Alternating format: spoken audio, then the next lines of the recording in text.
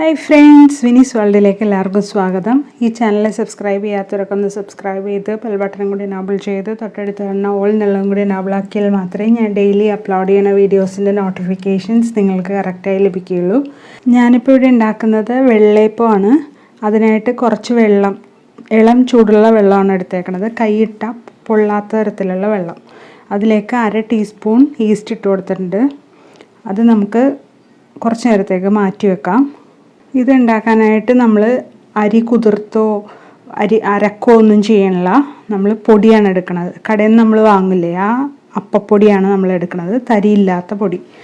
അതൊരു 3 കപ്പ് എടുക്കുന്നുണ്ട്. അതൊരു ബൗളിലേക്ക് ഇട്ട് കൊടുക്കാം. ഇനി നമുക്ക് കുറച്ച് പൊടി കുറുക്കിയെടുക്കണം. നമ്മളിവിടെ റവയൊന്നുമല്ല എടുക്കുന്നത്, ഈ പൊടിയിൽ നിന്ന് തന്നെയാണ് എടുക്കുന്നത്.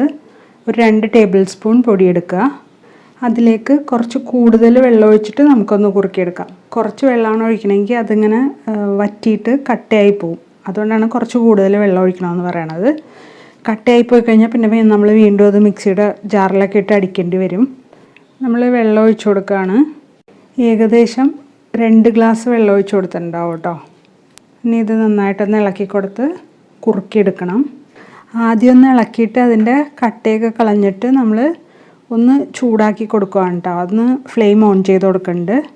നമ്മളിപ്പോൾ ഈസ്റ്റ് എടുത്ത് വെച്ചിട്ടുണ്ടായല്ലോ, അതിലേക്ക് 1 ടേബിൾ സ്പൂൺ അല്ലെങ്കിൽ 2 ടേബിൾ സ്പൂൺ പഞ്ചസാര ഇട്ട് കൊടുക്കുന്നുണ്ട് കേട്ടോ. ഈ ഈസ്റ്റ് പെട്ടെന്ന് ആക്ടിവേറ്റ് ആവാൻ വേണ്ടിയാണ് നമ്മൾ പഞ്ചസാര ഇട്ട് കൊടുക്കുന്നത്. ഞാൻ 2 ടേബിൾ സ്പൂൺ ഇട്ട് കൊടുത്തിട്ടുണ്ട്. ഇനി ഇത് നന്നായിട്ട് ഇളക്കി കൊടുത്തുകൊണ്ടിരിക്കണം. കട്ട കെട്ടി പോകരുത്. ഏതായാലും നമ്മൾ കുറേ വെള്ളം ഒഴിച്ചേക്കണോണ്ട് കട്ട കെട്ടില്ല. അടിയിലൊന്നും പിടിച്ചു പോകരുത്. അത് കാരണം ഇളക്കിക്കൊണ്ട് തന്നെ ഇരിക്കണം കേട്ടോ. ഇടയ്ക്കൊന്ന് കൈവിട്ടാലൊന്നും കുഴപ്പമില്ല. ഇപ്പോൾ ഇത് നന്നായിട്ട് തിളച്ച് വന്നിട്ടുണ്ട്. ഇനി ഇത് നമ്മളിങ്ങനെ കയ്യിലൊക്കെ ആണെങ്കിൽ എടുത്ത് ഇങ്ങനെ ഒഴിച്ച് നോക്കുമ്പോൾ ഒരു തിക്കായ പോലെ കാണും. അങ്ങനെ ആകുമ്പോൾ നമ്മൾ ഫ്ലെയിം ഓഫ് ചെയ്യാം കേട്ടോ. എന്നിട്ടത് ആറാൻ വേണ്ടി വെക്കാം. ഇപ്പോൾ ഇത് ഒരുവിധം ചൂടാറിയിട്ടുണ്ട്. അതായത് കൈ ഇട്ടിട്ടുണ്ടെങ്കിൽ പൊള്ളില്ല, അങ്ങനെയുള്ള ഒരു ചൂട്, നേരിയ ഇളം ചൂടിൽ നമ്മളിത് പൊടിയിലേക്ക് ഒഴിച്ചു കൊടുക്കുകയാണ്.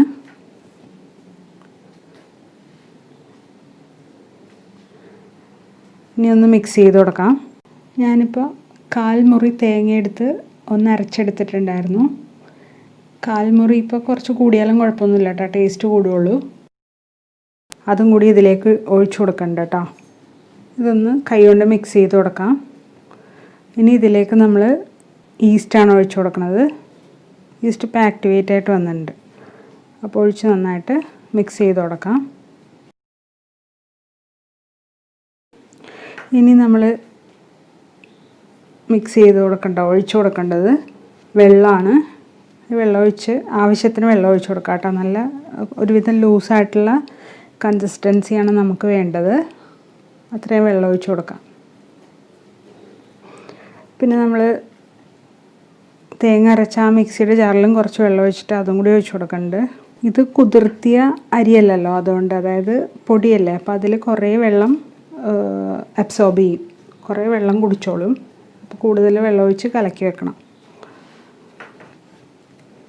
കുറച്ചും കൂടി വെള്ളം ഒഴിച്ച് കൊടുക്കുകയാണ്. നമുക്ക് വേണ്ടത് ഒരു ലൂസ് കൺസിസ്റ്റൻസിയാണ്. അതായത് ഒരു ഫ്രീ ഫ്ലോയിങ് കൺസിസ്റ്റൻസി. ഇങ്ങനെ ഒഴിക്കുമ്പോൾ നല്ല സുഖമായിട്ട് താഴോട്ട് വീഴണം, അങ്ങനത്തെ ഇത്. ഇപ്പോൾ നമ്മൾ നന്നായിട്ട് മിക്സ് ചെയ്ത് വെച്ചിട്ടുണ്ട്. ഇതിനി ഒരു പാത്രം കൊണ്ട് അടച്ചു വെച്ച് ഒരു 6 മണിക്കൂർ അല്ലെങ്കിൽ 7 മണിക്കൂർ വെച്ച് കൊടുക്കാം. ഇപ്പോൾ 6-6.5 മണിക്കൂറായിട്ടുണ്ട്. നമ്മളിതിലേക്ക് ഇത് നന്നായിട്ട് പൊങ്ങി വന്നിട്ടുണ്ട്. നമ്മളിതിലേക്ക് ഉപ്പിട്ട് കൊടുക്കുന്നുണ്ട് കേട്ടോ. ഇപ്പോൾ നിങ്ങൾക്ക് ഇത് ലൂസല്ല എന്ന് തോന്നുകയാണെങ്കിൽ ഈ സമയത്ത് പശുവിൻ പാല അല്ലെങ്കിൽ തേങ്ങാപ്പാൽ ഒഴിക്കാൻ പാടായിരിക്കില്ലേ, അപ്പോൾ പശുവിൻ്റെ പാൽ ഒഴിച്ച് കൊടുത്താൽ മതി കേട്ടോ. നമ്മളിപ്പോൾ റെഡിയാക്കി വെച്ചേക്കണ ആ കൺസിസ്റ്റൻസി കറക്റ്റായിരുന്നു. ഇപ്പോൾ നിങ്ങൾ പാലൊഴിച്ച് കൊടുക്കുകയാണെങ്കിൽ കുറച്ച് നേരം ഒന്ന് വെയിറ്റ് ചെയ്യണം കേട്ടോ. ഒരു 1/2 മണിക്കൂറൊക്കെ ഒന്ന് റെസ്റ്റ് ചെയ്യാൻ വെച്ചാൽ മതിയാവും.